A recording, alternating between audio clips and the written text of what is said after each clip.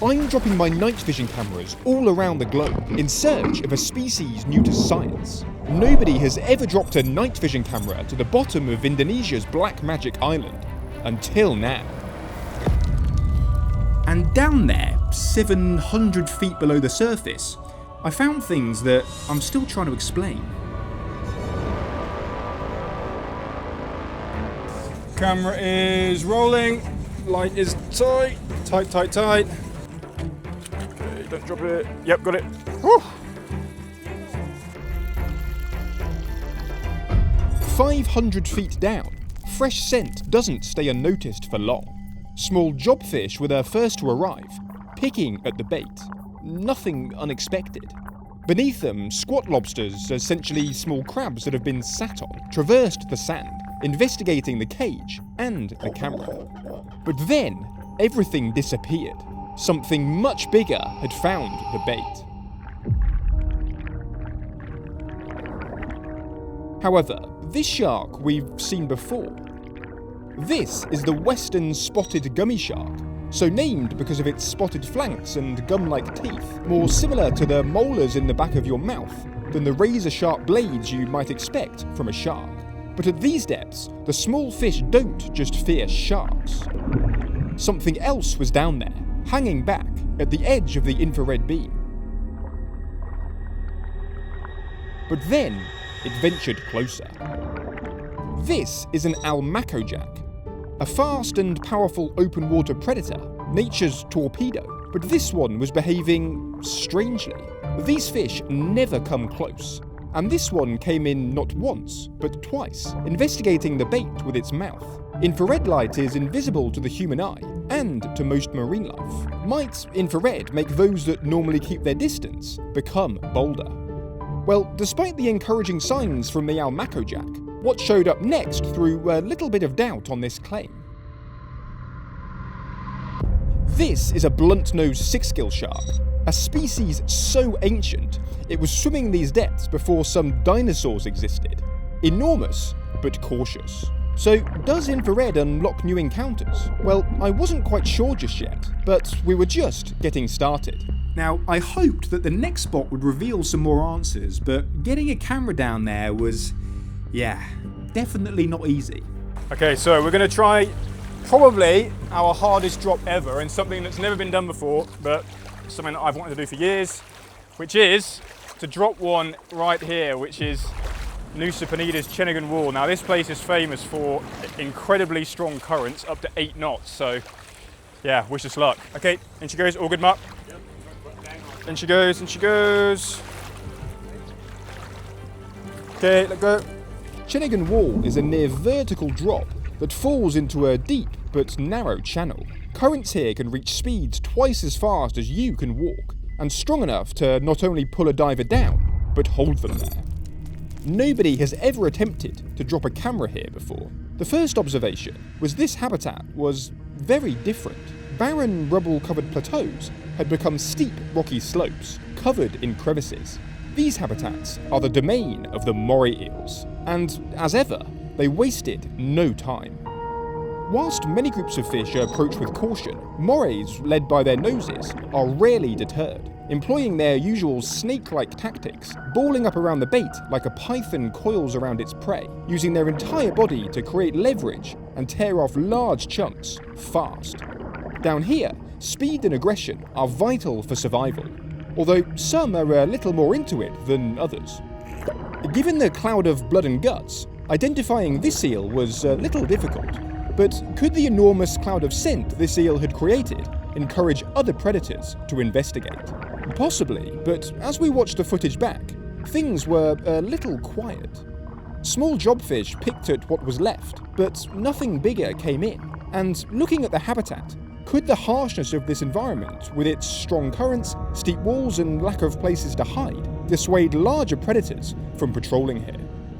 To add to our problems, the harshness of these deep water slopes was also experienced by our camera. At these depths, the water is cold, and the warm air from the surface condenses on the glass, causing the camera to fog. Annoyingly, physics decided that fogging also starts at the very center of the lens, made more annoying by the arrival of this.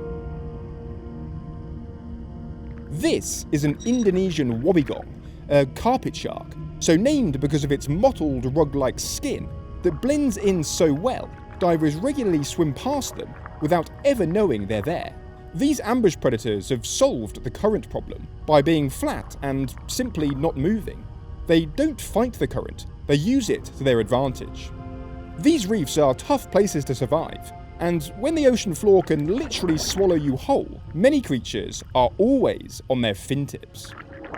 Guys, so far what we'd found around Black Magic Island was pretty expected, but I'm certain that these deep waters still hold many secrets, and it turns out that rather than just using infrared and moving spots to find them, number 3, we just needed to go deeper. Right, it's time to go deeper than we've ever gone before. Make sure the camera's clean and can record the action. I'm stressed. 225 meters, which is about 700 feet. So hopefully we're gonna get some different things. Apparently here is more coral and rocks than rubble and sand. So the fact that we're changing habitat types means, fingers crossed, we might get some different groups of fishes and some different species. Oh, this is gonna be deep. Get the camera rolling. 2.7K, 30, super view, recording. Okay, we ready, team? Okay, in she goes. I've never sent the camera this deep before. At 700 feet, the water pressure is enough to instantly crush a sealed Coke can, and easily capable of breaking the seals on our cameras and lights. Immediately, the bottom looked different. Down here, sponges and small corals have taken a hold, and these differences, despite subtle, completely shift what we might film. It's surprising to see just how quickly currents move through this area. Here, jobfish, think of them like the sprinters of the reef, normally a confident, fast and active predator, were just trying to not get swept away. When the water moves this fast, feeding takes a back seat. In fact, little can thrive here. If you're not able to fight the current head on, the only other strategy is to stay low and hide. This spot was full of creatures that had opted for this tactic, although the way they interacted was surprising.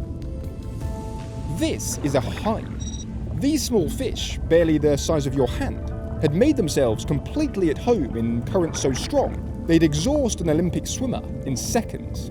They share these deep reefs with other creatures like small eels, perchlets and scavenging crustaceans, although share is perhaps the wrong word, for these fish seemed irritable, nipping at everything that came too close, pushed in line, or just looked at them the wrong way.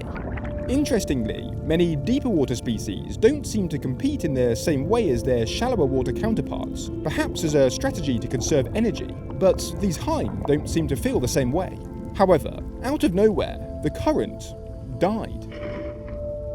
Now these creatures could turn their attention to investigating the cage, and what the haim did next was very unexpected. Now, these haim have noticeably large pectoral fins. Why? Well, they seem to use them to help anchor themselves on the bottom, erecting them to form the second and third legs of their anatomical tripod. They've also got some pretty good balance. But their fin anatomy is actually much weirder. Flagfins aren't actually known for their pectoral fins, but for their disproportionately large banner-like dorsal fins that stick up like a sail. Now, whilst these fins help these fish to move around, they serve another purpose that's strange, but incredibly interesting. They use them to communicate. Well, I think. With short, rhythmic contractions, this individual flashed its dorsal fin as a signal. Could this be aggression, or is it amicable communication? Is it just signaling to others of its species, or do they also do it to deter competitors that don't look like them? The science is a little unclear, and perhaps they do it for a whole host of reasons. That being said, in the ocean, there's always a bigger fish, and it's difficult to intimidate creatures 1,000 times larger than you. And whilst the haim were safe on this drop, when we sent our camera down on this spot for a second time, we found something that made me realise that down here, we've only just scratched the surface.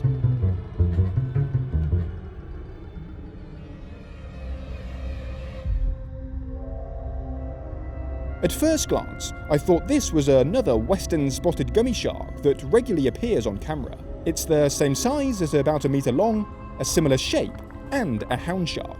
But something was off with this one. The body appeared longer and more slender, and the tips of the fins appeared white. Now, one of the downsides to using infrared light is that it does strange things to colour. It can exaggerate contrast and make pale markings appear almost luminous. Were these white tips an artifact, or evidence that this was something different? Well, when observed next to the gummy shark, it became clear that this individual was in fact something different. But what? After consultation with some of the world's top shark experts, it appears that this is the Indonesian hound shark. But so what? Well, after doing some digging, as far as I'm aware, this is the first time this species has ever been recorded alive on camera, which raises a question. If we've only just started exploring these depths, and we're already finding species nobody has ever seen alive, what are we potentially losing before we even know it's there? Now guys, conserving life in our oceans is of course really important, and that is why I've recently joined Planet Wild. So we are a community of over 20,000 members worldwide that fund a carefully selected nature protection mission every month. You can think of it a little bit like crowdfunding, but for nature. And everything is documented right here on YouTube, so we can see exactly what our contributions have helped achieve. They've also got an app where you can get updates, see where your money's going, and also connect with other members on Discord. Now, for those of you that care about loads of different environmental causes, the projects they support are genuinely varied. The community has funded efforts to tackle ocean plastic in India, restore cat shark populations in Malta, and protect endangered seahorses in Sydney. They're also massive advocates of using technology, like dropping cameras on whales, to better understand and protect endangered species. Guys, you can of course give whatever amount feels right, and Planet Wild actually has a special offer for us. So the first 100 people that sign up using this code here, Barny4, will get their first month paid for, so you can try a Planet Wild membership completely for free. You can scan the QR code that's up on the screen now, or click the link in the description down there, and don't worry, you can cancel at any time. And if you want to see the kind of projects that your money will help support, they've got a ton of fantastic mission videos right here on YouTube, and I've linked one of my favourites, their mission fighting ocean plastic in India, down below. A new spot, a deeper drop, and infrared light had revealed a species nobody has ever seen swimming around in its natural habitat, which left one question. If going deeper had revealed this, what was waiting even further down? Right, we're trying to get camera down, but as you can see, it's a bit wet and a bit windy. This is what we're currently dealing with. Hopefully it passes soon, but yeah, right now it's not looking good. Let's prepare the bait.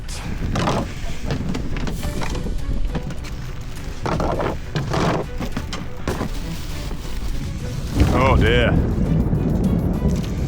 Oh dear, oh dear. And close her up. Okay, on goes the squid.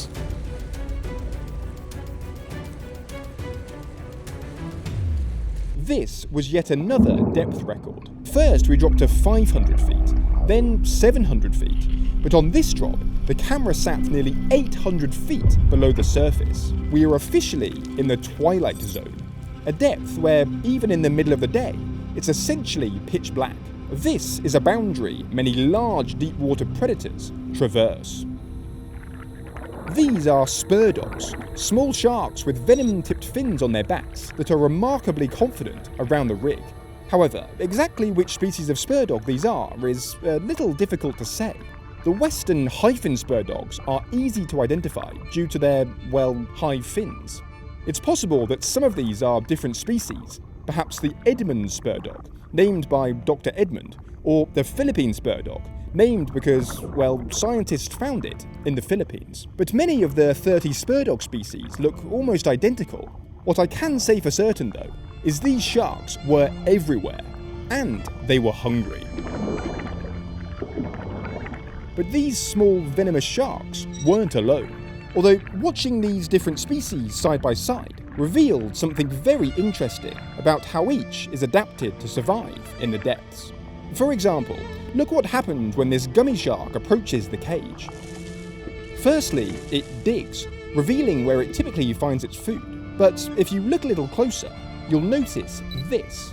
This is a nictitating membrane, a special eyelid that many species of sharks close over their eyes like a visor dropping on a helmet to protect against sharp teeth, claws, and anything else that might prod or nip them. The spur dogs, however, don't have this protective mechanism.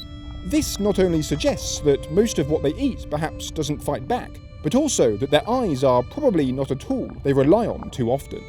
This was easily the highest abundance of spur dogs and hound sharks we'd ever recorded. The footage started to look like a loop, shark after shark after shark. Their movements were perfectly mirrored each time they approached. It's worth noting that when the sharks are this fired up, most creatures, understandably, keep their distance. This small hermit crab thought it had found a way through. Unfortunately not. Luckily for it though, as we have come to understand, hermit crabs probably aren't on the spur dog's list of favourite foods. However, the same cannot be said for the creature that showed up next. One so big, it blocks out the light and makes even the boldest sharks hesitant.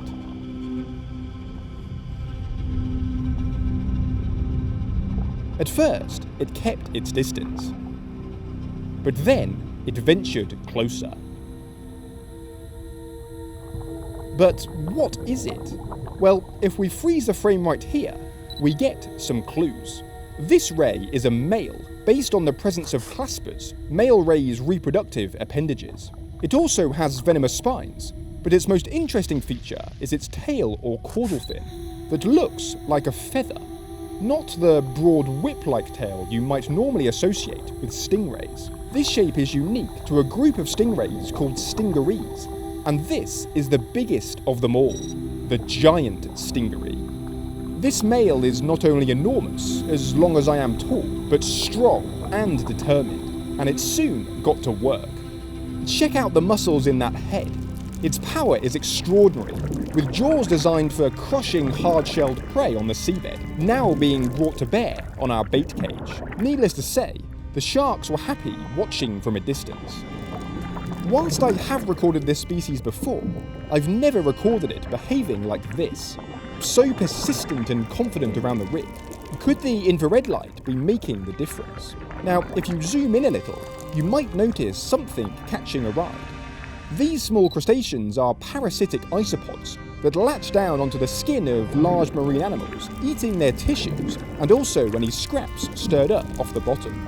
Think of them like the ocean equivalent of a tick. This pair seemed to have picked a good spot, although the one attached to the outermost edge of the ray's pectoral fin was probably regretting its seating choice. Whilst these isopods are likely nothing more than a nuisance, I can imagine that having one attached to the tip of your clasper is mildly uncomfortable. Yes, to confirm, claspers are the male ray's reproductive appendages. So essentially, this ray has a parasitic isopod clamped down on the end of its. But creatures of all shapes and sizes benefit from this ray's digging skills, and there's one group of fishes that regularly lurk in their shadows. The pufferfishes. But why?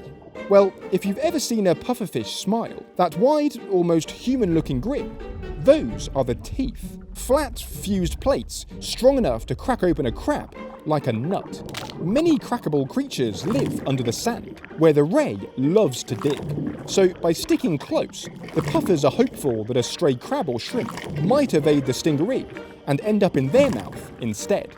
That being said, most creatures here don't give up without a fight, as this puffer found out the hard way. It's likely the moustache that this individual is sporting was designed by an urchin that wasn't overly happy about being eaten. Needless to say, I'm fairly sure this puffer regretted its meal choice as it tried to not get finned in the face. For nearly an hour, the stingaree kept returning, circling, chomping and disappearing back into the shadows, before eventually swimming back down into the depths. Whilst, for now, depth remains a limitation, there's one trick that might help us record even deeper water species without going deeper. For every night, as part of the biggest movement of life on Earth, some of the most unusual creatures venture up this slope in search of food. It was time to drop the night vision camera at night, and let's just say, there's a lot more that these deep slopes are hiding. Guys, just a quick reminder that if you want to try Planet Wild for free for a month, head to the link in the description for more information. Or if you want to check out some of their projects in action, like tackling ocean plastic in India, go and check out their video updates right here on YouTube.